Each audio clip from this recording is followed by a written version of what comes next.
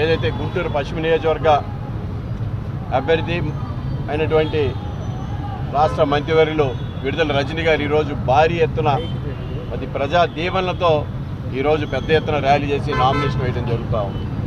ఈ యొక్క ప్రజా అభిమానం ఇవాళ రోడ్ల మీద చూస్తే నిజంగానే వైఎస్ జగన్మోహన్ రెడ్డి గారు ఏదైతే ఈ రాష్ట్రంలో అది ప్రజలందరికీ చేరువయ్యారో, గడప గడపకి ప్రభుత్వాన్ని చేరువ చేశారో, ఇవాళ బస్సు యాత్ర మనమంతా సిద్ధం అనే బస్సు యాత్ర తర్వాత ఈరోజు ఈ నామినేషన్ కూడా అంత భారీ ఎత్తున జరగడం అనేది చాలా సంతోషకరం.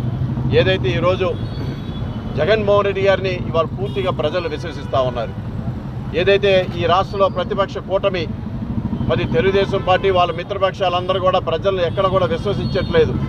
ఎందుకంటే వాళ్ళు తెలుగు దుష్ప్రచారాల పార్టీ, దుష్ప్రచారాలతోనే బతుకుతూ ఉన్నారు.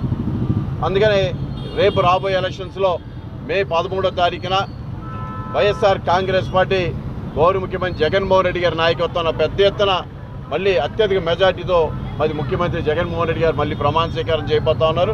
దానికి నిదర్శనమే ఈరోజు గుంటూరులో ఈ యొక్క భారీ నిదర్శన మరి నామినేషన్ ప్రక్రియ.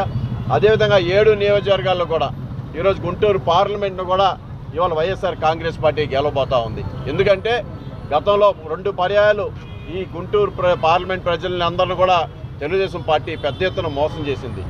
ఎక్కడో గుంటూరులో స్థానికులను కాకుండా మరి ఎక్కడో వేరే ఇతర జిల్లా నుంచి తీసుకొచ్చారు. ఇవాళ ఇంకొకరు అమెరికా నుంచి దిగుమతి చేశారు.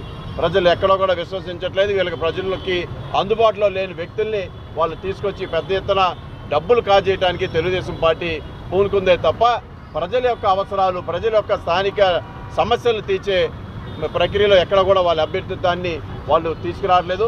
ఇవాళ జగన్మోహన్ రెడ్డి గారు ఏదైతే ఈ నియోజకవర్గంలో మరి గత 2 పర్యాయాలు ప్రజలను మోసం చేసిన తెలుగుదేశం పార్టీకి మరి స్థానికులుగా నన్ను తీసుకురావడం ఇవాళ చాలా సంతోషం. ఇవాళ ప్రజలందరూ కూడా హర్షిస్తూ ఉన్నారు. స్థానికంగా అందరితో అందుబాటులో ఉండే వ్యక్తిని కాబట్టి ఇవన్నీ కూడా ప్రజలు బాగా గమనిస్తూ ఉన్నారు.